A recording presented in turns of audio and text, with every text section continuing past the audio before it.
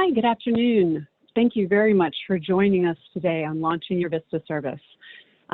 We want to take just a couple of minutes here at the beginning of our presentation and talk about a circumstance in our country that we did not bring up on last week's webinar, and we know many VISTAs feel very strongly about. So I just want to take a minute to say that you all probably know, but I think it's important to say again, that on May 25th, George Floyd was murdered by a police officer in Minneapolis. He was an unarmed Black man, and the police officer who murdered him was white. His murder was deliberate and horrifying, and it reflects centuries of racial injustice and systemic racism that continue to divide our society. I know there are a lot of us on this webinar from different parts of the country, and we really are all new to each other. We don't know each other as people, and I cannot begin to understand how you may be affected by Mr. Floyd's murder emotionally, physically, psychologically, in any way. But I know that that impact is fierce. I feel it too. At VISTA, at headquarters over the last couple of weeks, we've been spending a lot of time talking with our teams and with our staff, really sorting through what we want to do as a program and who we want to be in this dialogue and in the fight for social justice. And it's particularly important to think about what it means to us as a program of the federal government and what limitations we may have. We're also a program founded on principles of social justice, and we have been thinking a lot about what our response and our feelings are as individuals in our own private lives as well as in our work lives. Thanks, Barbara. And again, while we think about these feelings here at VISTA headquarters, the feelings of anger, of grief, of sadness, and fear, they enliven us to start and encourage dialogue on racism and police brutality in America. And we truly need to listen. We also need to say their names, whether it's George Floyd, Ahmaud Arbery, Breonna Taylor, Trayvon Martin, Michael Brown, Tamir Rice, Walter Scott, and so many Black lives stolen. We understand that words are not enough and that we must look inward and take action to encourage and promote equality and systemic change.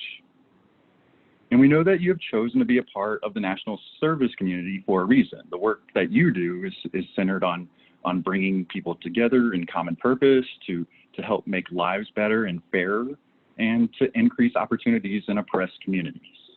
So please know that VISTA and the Corporation for National and Community Service, or CNCS, it takes this to heart and will further discuss and work on how we can best support members, support projects, and the communities we serve. For now, please know that we are so grateful for your service and want to help orient you to VISTA as fully as possible on today's webinar. So we'll get started. So again, my name is Chris Hawks, and I'm joined here with the VISTA Training Director, Barbara Reynolds. Barbara, you want to say a few words? Sure, yep. Hey, everybody. It is a pleasure to be on the webinar today and to be with you on this first day of your VISTA service year. You may also see in the chat that there are 2 additional VISTA colleagues on. Khadija Carr and Jen Brooks will be managing the Q&A again this week and really trying to get to as many of your questions as possible. And all of our staff and our webinar support team will be keeping an eye on the chat as well, just to help you throughout the presentation. So here's our agenda for today. We will talk a bit about how VISTA began. We're going to cover a few key pieces of your orientation to really build on the discussion that we started last week. We're going to talk a little bit specifically about your service assignment, review additional resources again to support you after today, and then we'll officially swear you in as a VISTA at the end of our presentation. So our objectives for today are very similar to last week. First and foremost, we've asked you to log on again today on this first day of your VISTA year to build connections between our headquarters staff and you. And as I said, to swear you in. That's a very specific objective that we have for today. We also know this webinar is a great way for you to meet other new VISTAs and to really start to build connections. I saw a lot of that going on in the chat last week, so we want that to continue for you and with you. And of course, we'll reinforce some important details for your VISTA service and then leave you again with a good sense of where to find answers to questions that we may not get to answer today. So I know we have a lot of content. Chris, do you want to jump in? Yeah, thanks, Barbara. It is certainly a pleasure to welcome you officially to VISTA and wish you a very happy first day of service. What we'll start with is to take a look at a few milestones in VISTA's history that have led us all to this moment. So VISTA is at its core a program that expands economic opportunity to help Americans escape poverty. As complex as poverty is, we know that it takes a wide variety of strategies and dedicated community members in order to fight it. I look forward to hearing how you and your VISTA project will work on expanding economic opportunity in your community. The VISTA program was born out of the civil rights movement and the war on poverty in the mid-1960s. And we remain passionate about the ideals that founded the program and committed to keep investing in and lifting up all communities in this country. Our first volunteers were assigned in 1965. They served in Appalachia, in Hartford, Connecticut, and the camps of migrant farm workers in California. At the VISTA program launch, President Lyndon Johnson said to those first VISTAs, "The initials of your organization spell VISTA. It is an appropriate name, for you will be opening up new vistas of hope for the poor, achievement for yourself, and greatness for your nation." And the dedication of VISTA members remains a great hope for this country. We know that VISTA alone cannot fix the systemic barriers and oppression that exists for poor people, especially people of color. But we know our work can be a part of any possible solution. And here you see the VISTA program structure that we looked at during last week's webinar on last Tuesday. You can see the CNCS headquarters on the far left with the CNCS regional offices next. In the regional offices, CNCS awards VISTA projects to sponsoring organizations or nonprofits or public entities that tackle poverty in a variety of projects in diverse communities. So let's take a look at the sponsoring organizations. In the last year, there were 832 sponsoring organizations managing 849 VISTA projects. Together, the sponsors and project staff placed VISTA members at over 5,000 service sites in that year. Of those service sites, in general, about 15% represent rural communities and 85% represent urban communities. It's very important to know that there are different types of VISTA project structures. Some projects place all VISTA members at a single nonprofit, and these are what we call single site projects. By contrast, about 16% of projects place VISTA members at multiple sites or offices. So it's the same program, but places VISTAs at separate sites. And then there's the third project model, which is called an intermediary. And that's an organization that manages all the administrative aspects of the VISTA award and then subcontracts with more than one nonprofit organization to recruit, to train, and manage VISTA members at multiple locations. And the project models are important because they have a huge impact on every aspect of your VISTA service. So let's get a sense of the type of projects represented today in today's webinar. So we'll open up a poll to ask if you are serving in a single site project, a multi-site project, or through an intermediary. And again, just a reminder, the single sites are one project that places all VISTA members at one single nonprofit. Multi-site is when it's the same project but places VISTAs at separate locations. And the intermediary is kind of an umbrella organization that does the administrative parts but sends VISTAs to various different nonprofits. So we see,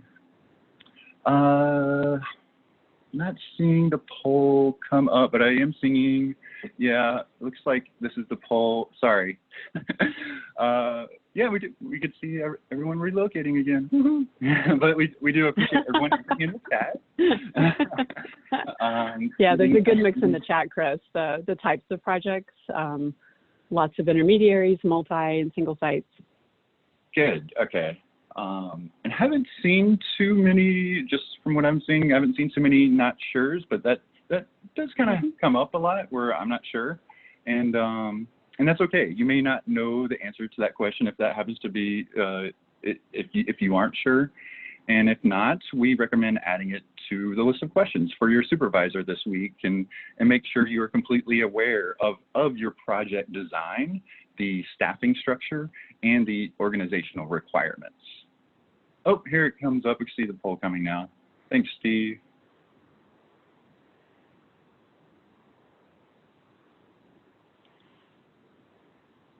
Okay, do you see the answer? So vast majority looks like about 50% here, single site, and then there's it's about 20% multi-site, 20% intermediary, and about 10% not sure is what we're looking at. Okay.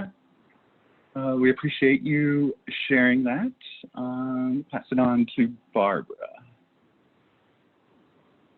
Great, thank you. Thank you. And I just have to pause and say that Zoom is cursed for some reason today. It is not being our friend. Okay, so we're going to talk a little bit now about VISTA's mission. We talked a little bit about the history and when the program started.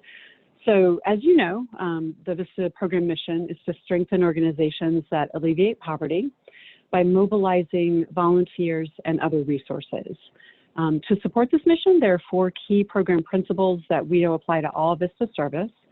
The first, of course, is ending poverty. We know that every VISTA project, every member, everything that we do really is looking to end or alleviate poverty, one person, one family, and one neighborhood at a time. Next, of course, empowering communities. For VISTA, the program is designed so that members, for the most part, will live among and involve the community members that they're working with to plan and carry out their projects. This is often facilitated by VISTA project sponsors, and we all work together to strengthen and improve communities. That is definitely our program's long-term goal. We know that it's important to learn about community values and beliefs in order to be great partners and really apply strong community development principles. Doing all of that work, we of course are looking to create sustainable solutions for communities and VISTA projects. So whatever you do this year or whatever you create, whether it's a process, a system, or other type of resource, we hope that you will do that in such a way that people will be able to use those resources once your VISTA service ends. They'll be able to pick up where you leave off. And then finally, of course, all VISTA members will, in some way, build the capacity of their project and of the activities in their community. That could mean increasing the size of a project, so serving more people or offering more services.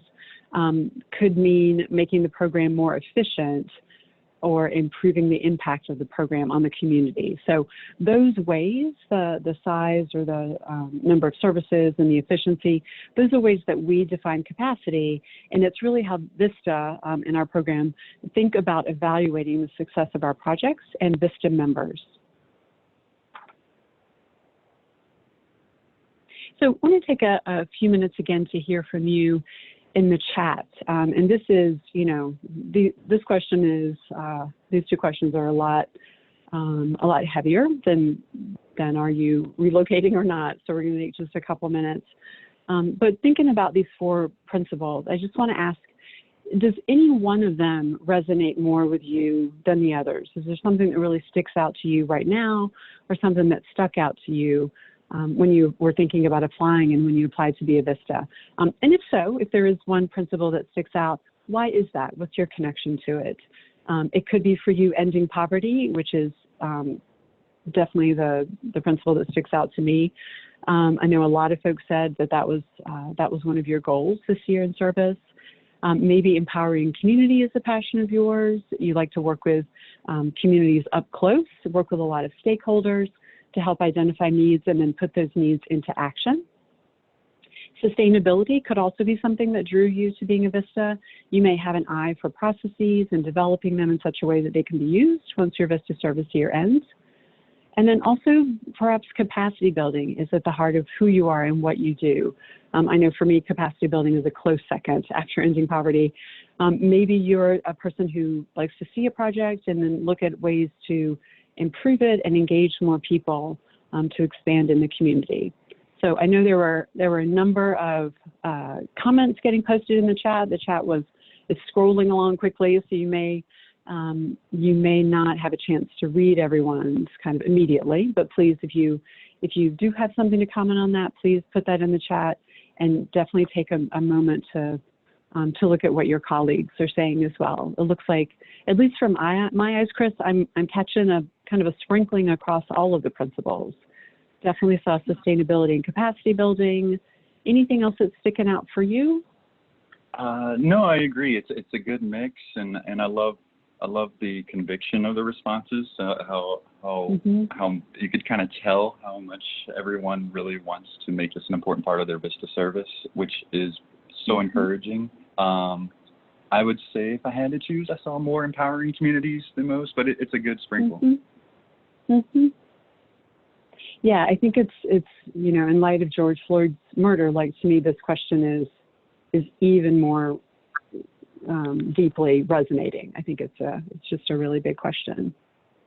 So again, if wherever you all are in the key principles question, the good thing, of course, is to know that these are all linked together. They're all useful and dependent upon one another. Hopefully, as you look at what you'll be doing as a VISTA, you'll be able to pinpoint activities that really connect, kind of literally connect to some of these key principles. And we know, of course, that any type of work to promote social justice or end poverty, of course, it's incremental and it's incredibly slow going. And I think when you have a VISTA year of service, sometimes it's important to know that our work isn't just about fixing something in the moment, like fixing something in your project, but it's also about sharing perspectives and skills and learning from the communities that we're working in. So I think the results of your work as a VISTA may not be apparent immediately. They may not, it may feel like it's slow going, but I think once you're able to step back over some time, I think you'll be able to see the larger changes that are going to result from your work, and hopefully also see the impact of your service.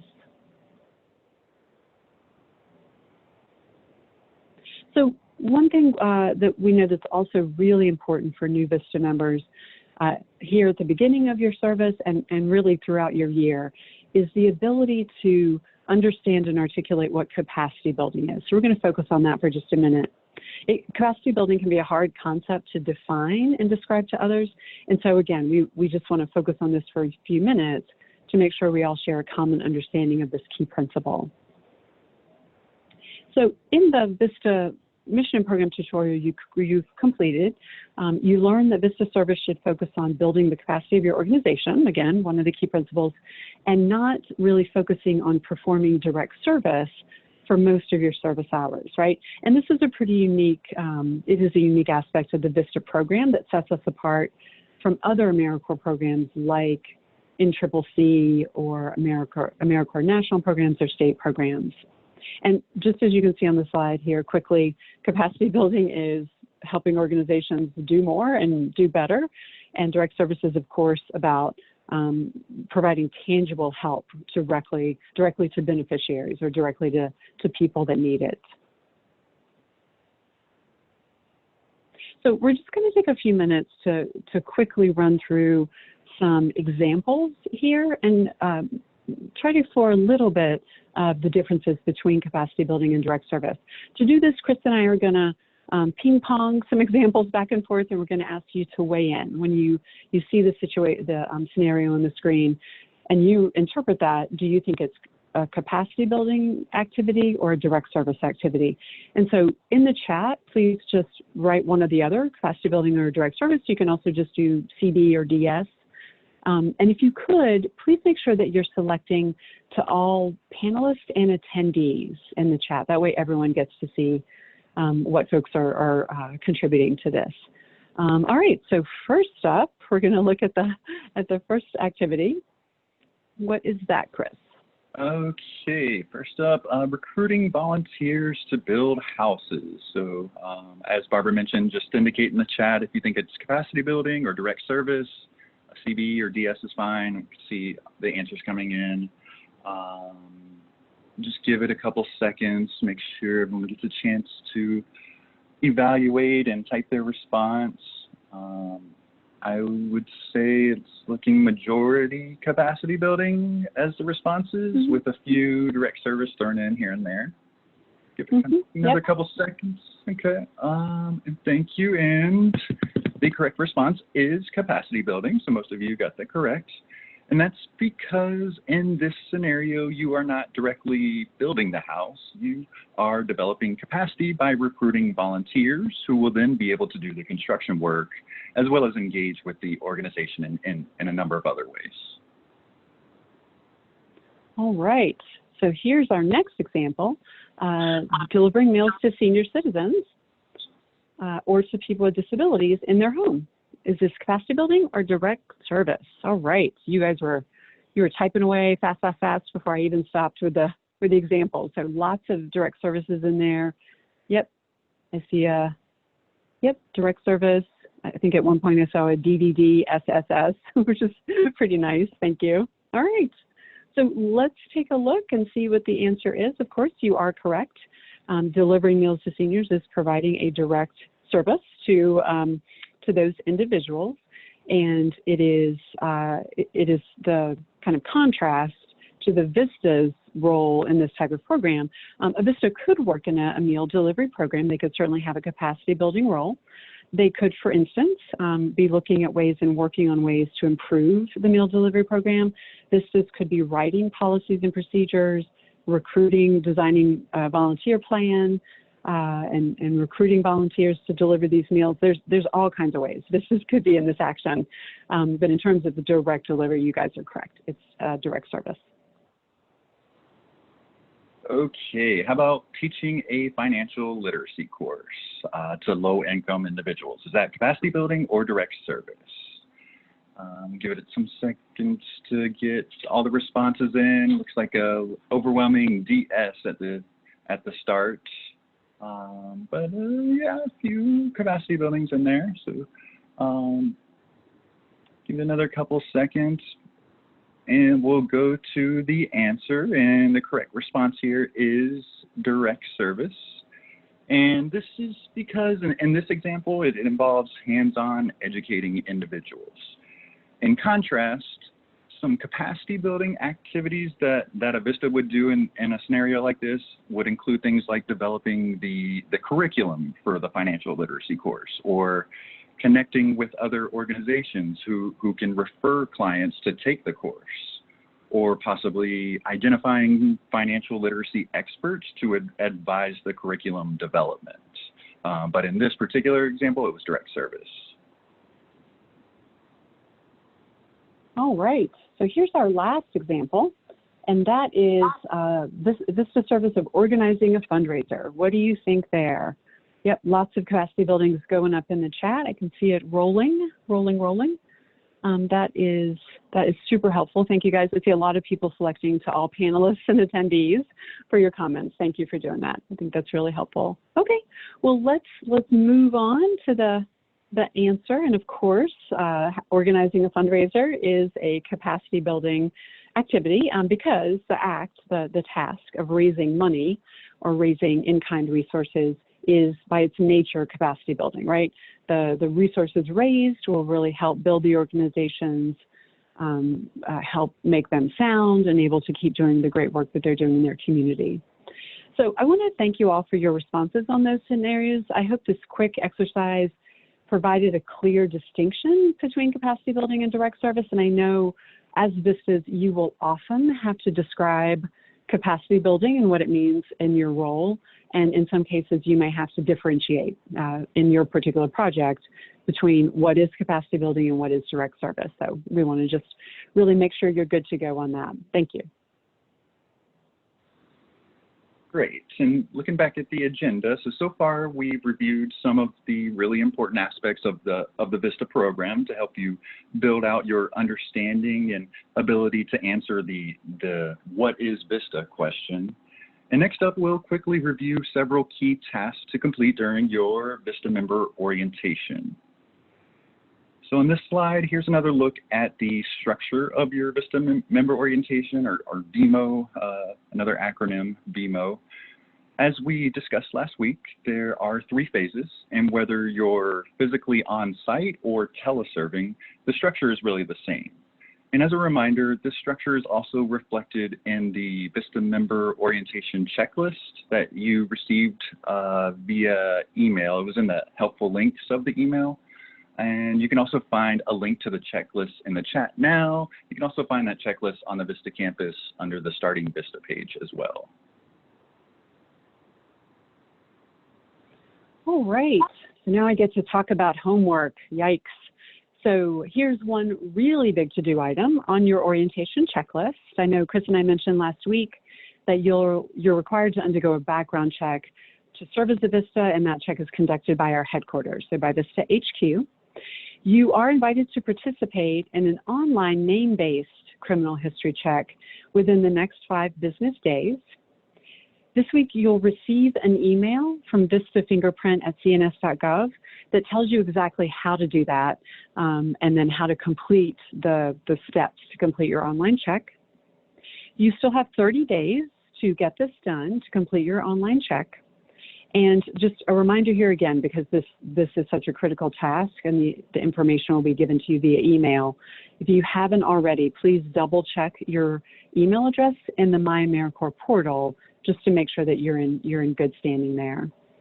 As a heads up, you'll get a $25 fingerprinting subsidy. That's going to be a part of your first living allowance payment on June 26th.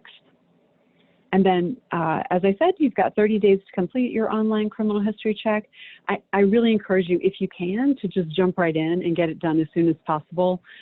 The deadline is July 8th. You know, that's a holiday week. There's so much going on in our lives. I am fearful if you wait too close to July 8th that you won't make it on time, and that is a big deal. Just so you know, the July 8th deadline is hard and fast. And if you're not able to submit your information and the requirements on time, that could have a really bad impact on your service, right? It can mean you're suspended or even terminated from service. And we really, really don't want that to happen, of course. So the other part, the actual checking on the front end, the other part of the process is done by our staff, by our office, and that is that we will compare the results of your background check that we receive to what you've disclosed on your VISTA application. You may recall that when you applied, you were asked if you'd ever been convicted of a crime. So sometimes folks don't always disclose everything on their AmeriCorps application. It's rare, but sometimes it can happen. They've told us that they thought, you know, the timing, it was a conviction from many, many years ago. They didn't think that was relevant now. There were some minor traffic convictions, violations convictions. They thought those didn't need to be reported, or that there was something on your record as a minor and you thought that had been expunged or sealed. So there are all kinds of reasons why you may have omitted something, and that is, you know, again, rare, but it occurs. And so we're going to go through this step of the process to make sure that everything is all up to date. If for some reason you did leave something off of your AmeriCorps application, right now is the time to fix this, and this is how you do it. There's going to be a member disclosure form that's included with those instructions I just mentioned about getting your online check completed. On that form, you should absolutely add anything that you did not add to your application that is relevant, right, that's applicable. When we get, so the online check that you submit is going to be run through the FBI. We'll get a report on that, and then we'll compare that information to what you've put on the member disclosure form, as well as anything that was on your original application. So if everything aligns as most of the time it all does, then you won't hear from anyone at VISTA. It's likely if there are minor differences and we can discern from the report, you know, the circumstances and determine that they're not relevant for your service, then we won't contact you and it won't have a negative impact. It's not going to bar you from service. Now, if there's something on your report that comes back to headquarters that you did not disclose to us, and it is something, again, that's not, we can't make heads or tails of and come to a resolution on, then we are going to have extensive follow-up with you and your supervisor to get all the details. Again, depending on the circumstance, this situation could have a negative impact on your service. We do not want that to happen. There are a very small number of convictions that will bar you from serving. Overwhelmingly, we look at the circumstances, we gather information and talk to you, and we'll work on that with you. So we obviously don't want anything to impact or to end your VISTA service. So we'll do everything we can to be a good partner with you. Just encourage you to be completely transparent and upfront on your criminal history questionnaire. Always recommend that you err on the side of caution. If you're not sure if there's something and that's what you had been thinking about and why you didn't write it down, go ahead and put it on your disclosure form. It is way better to over-inform than it is to just leave something off and get that disconnect, again, from what we're going to receive. So thank you for that. So let's talk about some important issues that you learned about in the Civil Rights and Responsibilities course on the VISTA campus and elsewhere. So the VISTA program takes very seriously the issues of discrimination and harassment. So we want to make sure you're all aware of what your rights are as well as your responsibilities. And as the course mentioned, discrimination is when receiving treatment that is different because of a difference in sex, in race, or any other protected class. Harassment is behavior that is severe or pervasive and creates an intimidating, hostile, or offensive environment. If you believe that you have experienced or witnessed discrimination or harassment, and if you feel safe and comfortable doing so, here are the steps you should take. 1, approach and talk directly to the person you suspect of engaging in harassing or discriminating behavior. If that does not work, or if you do not feel safe and comfortable doing so, you should talk to your VISTA supervisor. If you cannot go to your supervisor, or maybe you do and the matter is not resolved to your satisfaction, you should contact your CNCS state or regional office. As we mentioned last week, that's where, it's the state initials at cns.gov. Texas would be TX at cns.gov. But if you're still not satisfied after contacting your state or regional office, you can contact the CNCS Equal Opportunity Program, or EOP. And rights go hand in hand with responsibilities. So while you have the right to a service experience that is free from harassment and discrimination, you also have the responsibility not to subject anyone to harassment or discrimination. So please be conscious of how your words and actions might be perceived by others, whether that's fellow VISTAs, staff at your site, or community members. And as a reminder, the contact information you see at the bottom of this slide, that's also included in the handout for this session with the helpful links. You can also find that in the VISTA member handbook, which is on the VISTA campus at any time. And AmeriCorps VISTA is a federal program, and like anything supported by taxpayer funds, we need to ensure that the program is well run, doing what it's supposed to, and spending money wisely. Like all federal agencies, CNCS has an Inspector General whose office is responsible for preventing and detecting waste, fraud, and abuse. Most VISTA sponsors are familiar with the rules around allowable service activities and those that are prohibited, and it is important for all of us to pay close attention to these. There are a few red flags to be aware of just in case. So if you are being asked to take over the work of a staff person, say someone who may be out on extended leave, that would be considered replacing staff, and it's not allowed in VISTA. Or if most of what you're doing is administrative support for someone else, that's also not appropriate work for a VISTA member. You should be focusing on the things outlined in your VAD, your VISTA Assignment Description, which ties directly to the overall project plan that was approved by CNCS. And finally, the majority of your work should be capacity building, not direct service, what we just went over. From your coursework and the fact that 99% were correct answers on our recent activity on capacity building versus direct service, you have a good idea how to distinguish between the two. So please pay close attention and follow up if you're unsure about your service assignments. If you feel you are being asked to do things that are not appropriate for VISTA members, we definitely recommend first talking about it with your supervisor to bring it up. From there, you can also talk with your CNCS state or regional office. And if the issue isn't resolved, or if you wish to remain anonymous in the talks, you can contact the CNCS Office of Inspector General with the information at the bottom of the slide. And similar, this can be found on the VISTA campus in the VISTA member handbook. And this information is also in the helpful links that was sent today. So now let's take another look at the in-service phase of your VISTA member orientation. As we've discussed, you'll start working on your background check submission as soon as possible this week and submit your information by July 8th. So that email should, with the online check, should get to you in about a week or so. So you won't see it quite yet. It'll be a few days before you see that email come in. But as Barbara mentioned, that's due on July 8th. In addition, starting today, you are having your on-site orientation and training, or OSOT, which is led by your supervisor and project site. And finally, there are 7 courses that we ask all VISTAs to complete early in their service. They are self-directed and intended to help you start strong in your project. First up, there is a guide to help you make the most of your on-site orientation and training. There's a minute intro exercise that helps you clearly and succinctly explain to others who you are and what you are doing as a VISTA, which is very important and sometimes hard to do.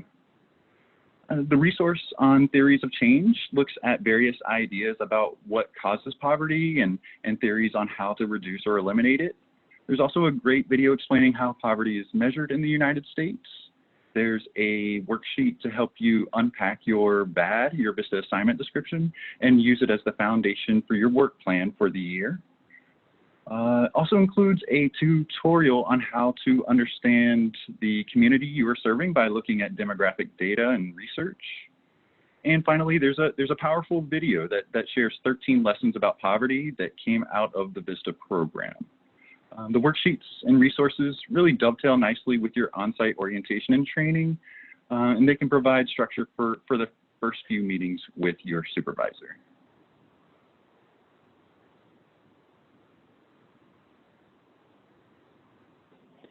All right, so we're going to turn our attention to you and your specific service and the document that really rules all of that. And that, of course, is your VISTA Assignment Description.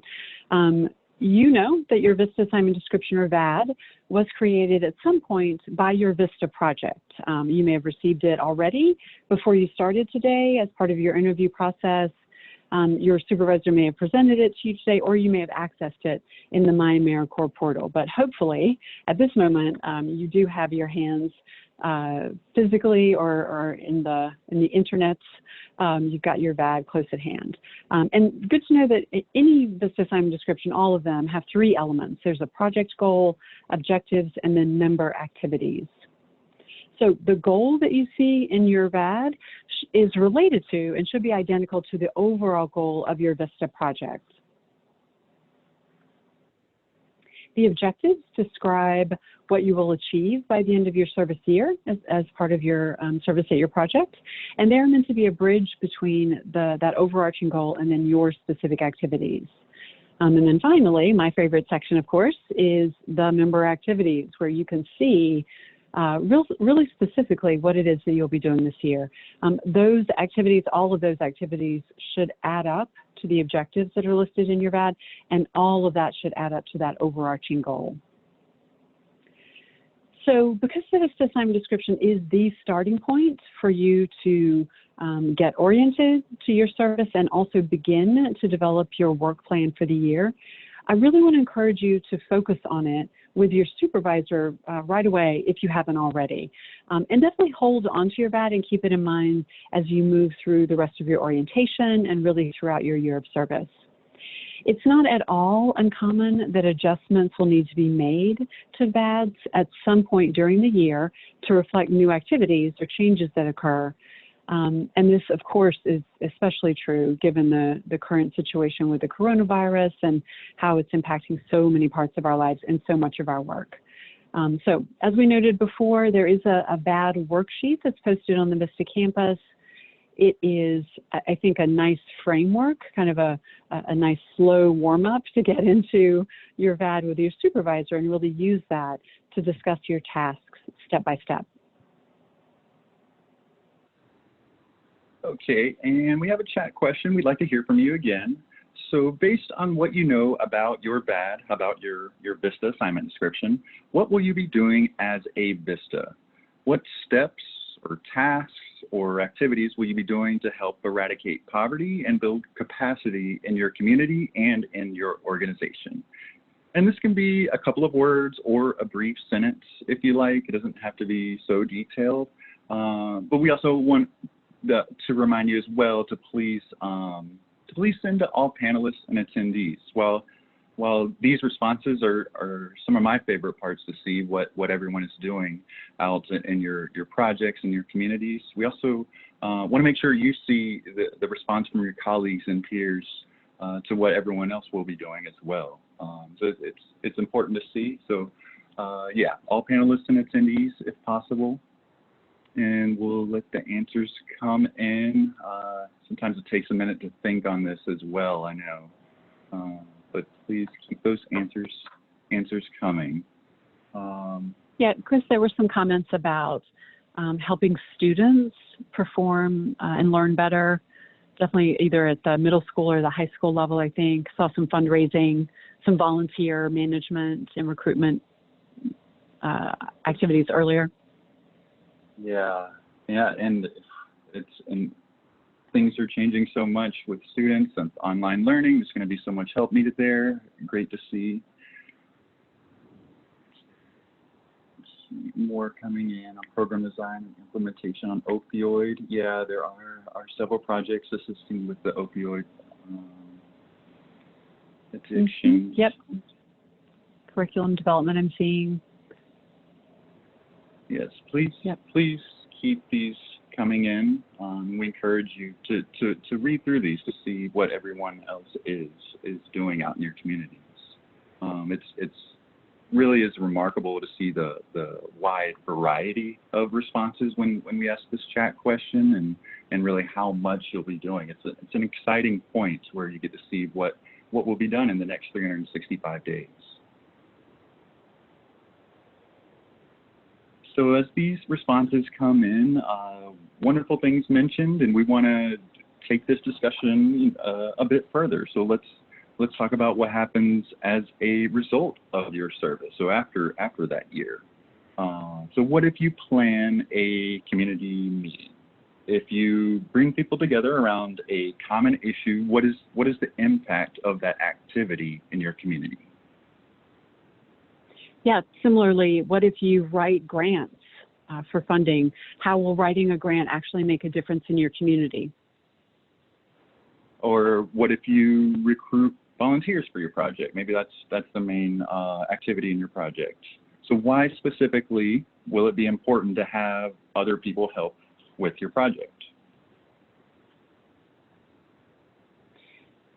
Yep, and what if you write a lesson plan or work on curriculum? What's the purpose that will achieve, and how will it impact others within your community? So this is a big question with two little words, right? What if? And it's something that we all think about, I think, in general, and I think right now with everything that's going on in our world and our lives, I think it's an even bigger question that could fill the whole screen with those two little words. We ask this because we want you to reflect on what you're doing and really get a lot out of your year.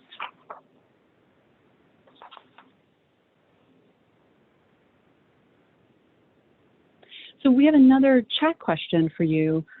Again, want to just hear a little bit about what you're thinking and feeling about your VISTA service. We do think it's very helpful generally and specifically now to reflect on this work and reflect on why you're serving.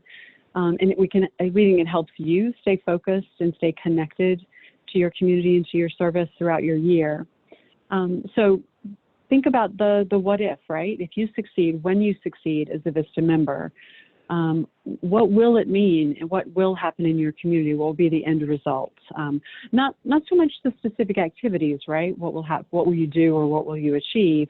But what is the positive benefit in your community when you're successful?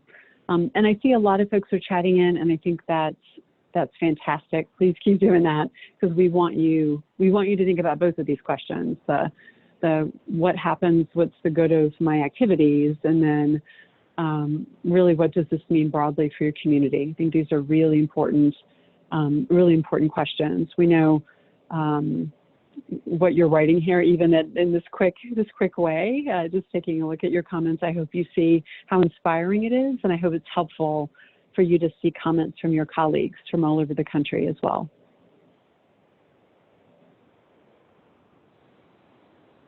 So with all of those great outcomes that are pouring in that we see in the chat, and the activities and projects and communities in mind, it is time to make you official VISTAs. So you may remember from the introductions in last week's countdown to VISTA service webinar that that we're all located in different communities. Barbara and myself are working at home in Maryland, and you see here's a look where you are all serving across the country, and we want you to imagine, if you will, all of your faces on screen taking this oath together, smiling faces. So let's discuss the oath of service. The oath of service is a required and important step in becoming a VISTA member. Because of its importance, we are going to pause the chat to focus on the oath. If you have any questions at this time, you could still type those in the Q&A though as well. And our team will either answer them as soon as we can or hold them to the end of the webinar, the Q&A section. Great. All right. Now for the official business. So to document, of course, that you're taking your oath today, there's a very short form in the MyAmeriCorps portal. It's good to know that this is a super quick process, and we're going to go through the instructions slowly so that you can get this task done today accurately and just check it off your list. So good to know that once we end today, so no later than 4:30 today, you'll receive, after that time, you'll receive an automated email, again, the importance of keeping your email updated, that will let you know that the oath is available, the form is available for you in the portal, and that you can go in and complete it. If for some reason you don't receive that auto message, sometimes it gets caught in spam or just doesn't make it to you, definitely log into the portal yourself. Again, log in Eastern time, maybe 4:45 p.m. For others, just 15 minutes after we wrap up today. But you can get into the account at that time and complete the form, even if you don't receive the automated email. All right, so the instructions are super simple, and this is an easy step for you. The trick here is that it has to be done perfectly so that the portal does not become angry at anyone. We have some simple instructions. I'm going to go over them a little too slowly. I know, I'm sorry, but it really is worth the minute more that it takes just so you can get this done correctly. And the impact again here of providing missing or not providing information or missing something on the form can delay your enrollment this week as a VISTA. It may, if you're delayed too far, it may impact your first living allowance payment, and that could take a bit of time to resolve. So again, we don't want anything to slow you up this week and get in your way. So I'm just going to talk through the details quickly and hopefully clearly. All right, so the instructions are going to come up. So this is a glimpse of what the form looks like in the portal. The date of your first day of service is, of course, today, June 8th. The person who's going to administer your oath is the esteemed Chris Cox, my colleague here. And please note Chris's last name, how it's spelled, as well as the format for the date, so you can enter that in exactly into the portal. There's a field for you to enter your full legal name, and this is the name that you used in your original AmeriCorps application, right? The system is going to link those fields together. So make sure you're using your full legal name. You're going to check the box under electronic signature to show that this is your signature and that it's verifying that it's your legal signature on the electronic oath form, and then you're just going to click submit. So pretty straightforward, right? I think it is not at all a hard task, and that these, 5 simple steps will get you done in under a minute, I'm guessing, once you log into the portal. Okay, great. So now that the logistics are out of the way, let's consider the oath you're about to take. Now, this is the same oath taken by all federal employees up to and including the Vice President, whereas the President's oath is a little bit different. In the oath, it includes the phrase, to defend the Constitution of the United States. So if we look at the word defend, this is not a call to arms. For some, in some positions, it may be. But for most of us, defense of the Constitution may just be the opposite of using arms. We're pledging to defend the document that contains our civil rights. It also includes the phrase against all enemies. So if we look at the word enemies, in the context of VISTA, the enemy is poverty. Here you can see the original oath on the left, along with an alternative version on the right side of your screen. The alternative provides 2 changes that you may prefer. The first, you may replace the word swear with the word affirm, if you so choose. And you may omit the phrase, so help me God, at the end of the oath, if you'd like. I want to recognize that since we're all in different locations around the country, scattered in so many sites and in so many locations, some teleserving from home, others may be on sites, but we don't have the benefit of hearing each other's voices as we recite this. But it is pretty cool to know that as you're taking this oath right now, about 300 of your fellow VISTAs are doing the same thing at the same time all across America. It may seem a little awkward to recite the oath aloud, maybe if you're alone in a room right now. But please remember that we are all right here with you. So now please raise your right hand and recite the oath with me. I will choose to recite the alternative. Oh, can we go back one screen, Steve? Awesome, thanks. I will choose to recite the alternative oath, and I'll just speak it slowly. You can repeat after me or try to time it right to speak at the same time. Okay, so raise the right hand. I do solemnly affirm that I will support and defend the Constitution of the United States against all enemies, foreign and domestic, that I will bear true faith and allegiance to the same, that I take this obligation freely, without any mental reservation or purpose of evasion, and that I will well and faithfully discharge the duties of the office on which I am about to enter. So, woohoo! You're now an yay! official VISTA member. Applause. Congrats on joining the newest group of AmeriCorps VISTA members. As for the oath form, again, here's a screenshot to see what it will look like in the portal. Again, as Barbara mentioned, this form is, if you're logged into your portal, you won't see this right now, but it will be available about 15 minutes after we log off this webinar. So on Eastern time, we're looking at like 4:45 Eastern time. You'll see this link in your My AmeriCorps portal. As a reminder, the oath form must be submitted with correct information by midnight tonight, midnight your time tonight, just by the end of June 8th. To make sure you have the correct details, again, we're going to quickly review those instructions that Barbara mentioned. Again, they're pretty straightforward, but just want to make sure you get it correct so that everything flows smoothly. So today, June 8th, is your official first day of AmeriCorps VISTA service. And you would type in my name, Chris Hawks, in the field labeled name of CNCS official who administered the oath. So that's not your supervisor, or it's not a witness. Or technically, I will be the witness. I'm the CNCS official who administered the oath. So you want to put Chris Hawks there. And then sign under AmeriCorps VISTA member's e-signature by typing your complete name, as Barbara mentioned, the name that's in your portal. And then check the box under electronic signature to constitute the e-signature as a legal signature on the oath form. And then again, submit that oath no later than midnight tonight.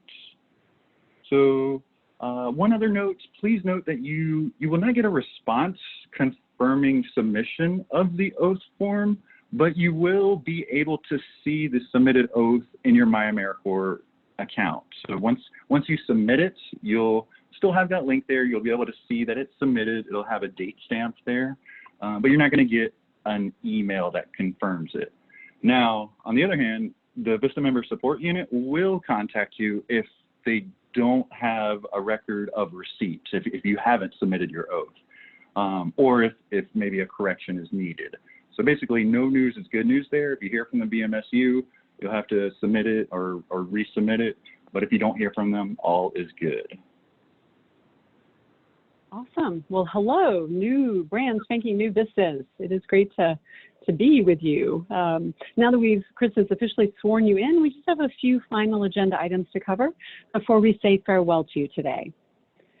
As a reminder, I hope you know this. I hope I'm really being repetitive here. The VISTA campus has a couple of features that are designed to help you connect with each other and with your colleagues. I know Chris and I mentioned this very quickly last week, and just again here, if you haven't already, definitely check out the VISTA map and the VISTA forums. As you're getting settled in this week into your service, these are ways that you can reach out to your VISTA colleagues early and often. And then again, of course, we, as brand spanking new VISTAs, we hope that you will soon be ready to display your VISTA pride and your connection to your colleagues and to the alumni of the VISTA program. I think it's one of the great things about serving with AmeriCorps is that you get to meet AmeriCorps members all over the place and AmeriCorps alums. We know that for VISTAs that is incredibly true. So here are just some ways that you can identify with VISTA or connect with other AmeriCorps folks in your area. You can certainly put the VISTA logo on your business card if it's going to be either a paper card or an electronic one. You can add the logo to your email signature. You can put it on anything where you're being identified with your organization. So it could be the website or some brochures. Really, the more visible I think you can be, that's very helpful for many VISTAs as they're getting settled in and really getting to know the community project. We also have in the helpful links handout that you receive via email. You can find templates for business cards or for publications and other things that you may want to request that are free, as well as things that you could request that are not free. But there's a whole bunch of stuff that's good for you and free. So as with everything, I feel like we say this all the time, you're going to receive an email in just a week or two that will give you the instructions for how to get your hands on your free VISTA gear. And so be on the lookout for that email. You will be able to request and have sent to you directly a VISTA polo, like the delightful people that are jumping in this photo.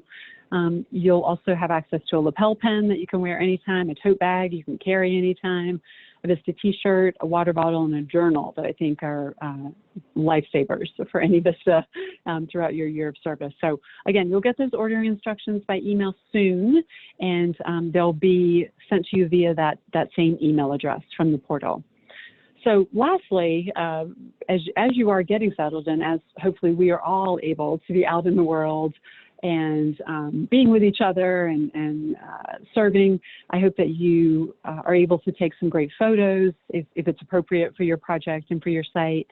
And if you do, if there are any photos or stories that you would like to share, we want them. We want to see everything, learn everything you're doing anytime, all the time. And we absolutely will retweet posts or images. We'll post things in our Facebook account and share in all the other ways that CNCS and VISTA has in social media to really amplify your service and your work. So we'd love to do that.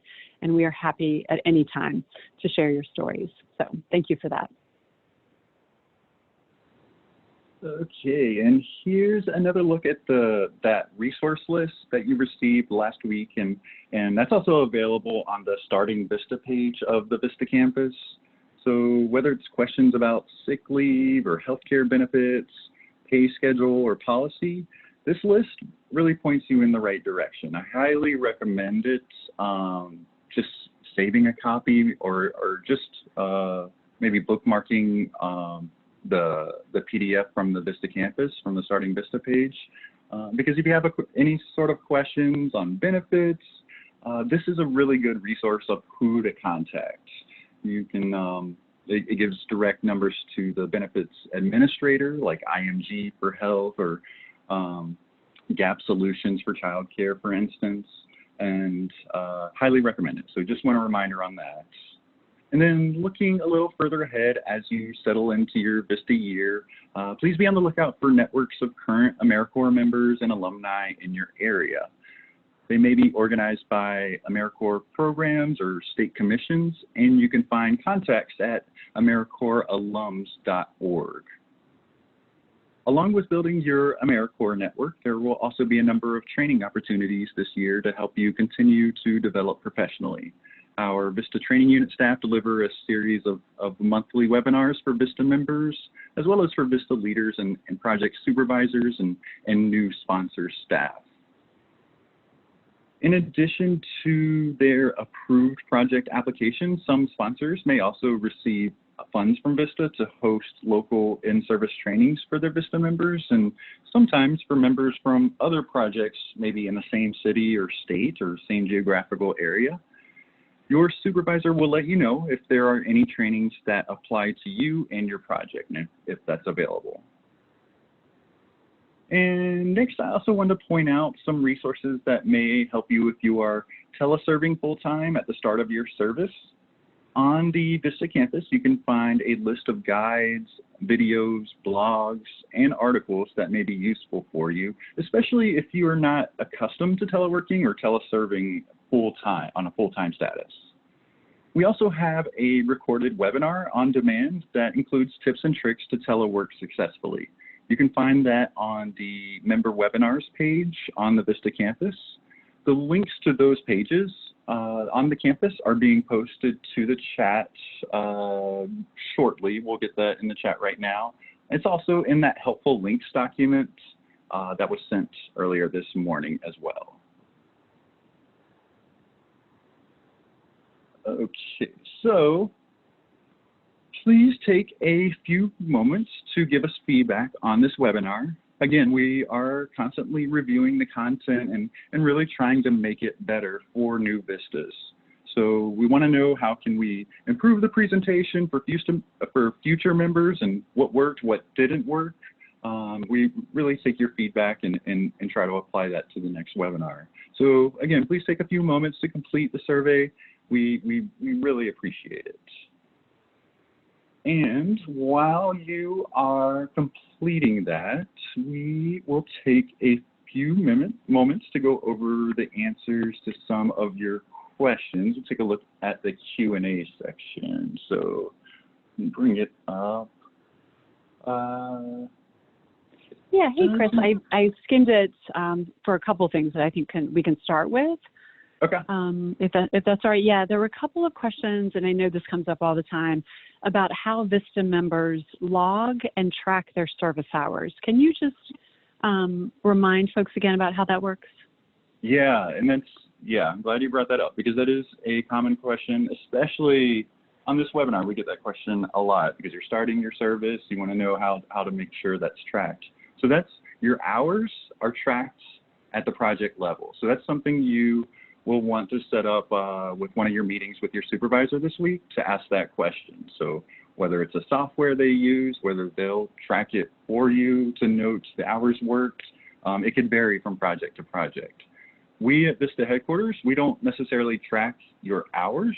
We track the number of days you serve. So we 365 days. But yeah, your project will have a different system, so you want to check with your supervisor on that. Awesome, thank you. Yeah, I saw at least one person explicitly say in the Q&A that they haven't received any emails from VISTA or CNCS, I'm assuming ever.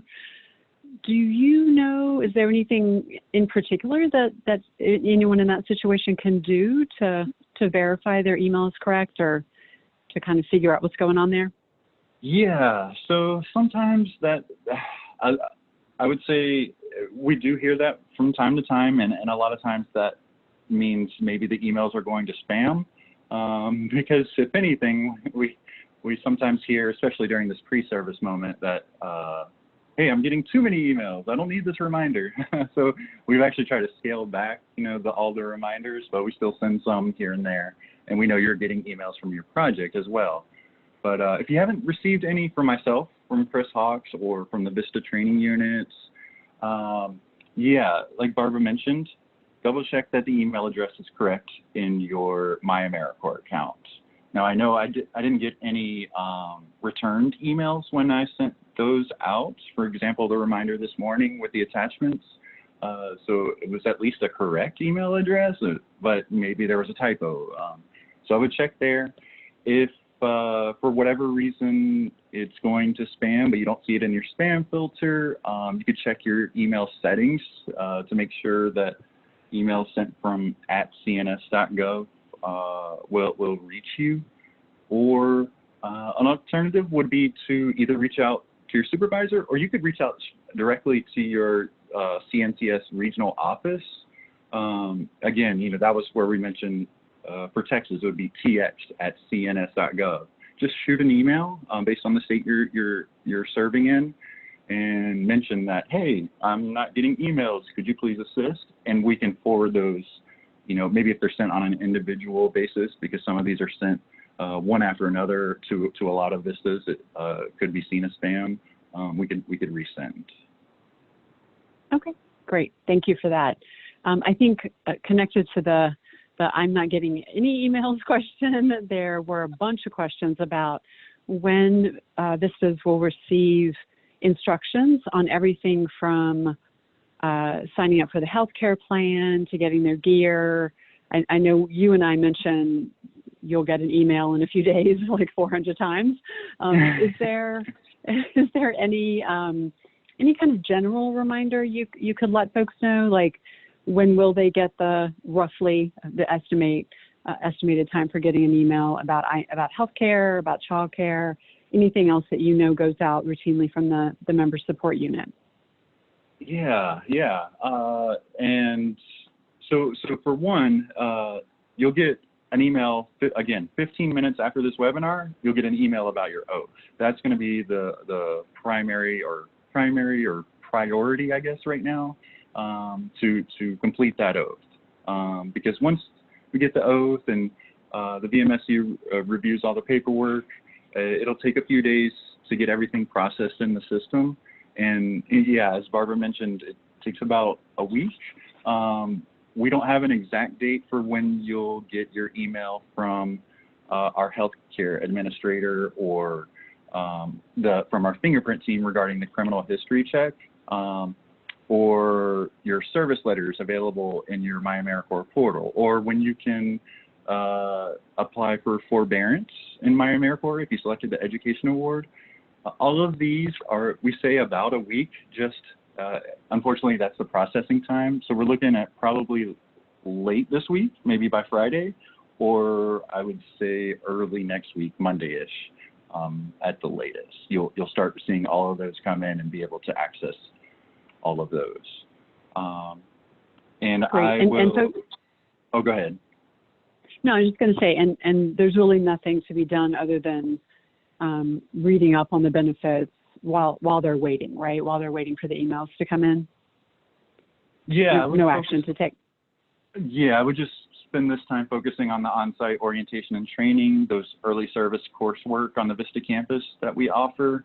And then of course the oath, that's the one big thing today. But in the meantime, unless you get an email that you need to redo your oath or that you may still be missing a form for any reason, that's, definitely follow up on those. But in the meantime, it's just kind of holding off.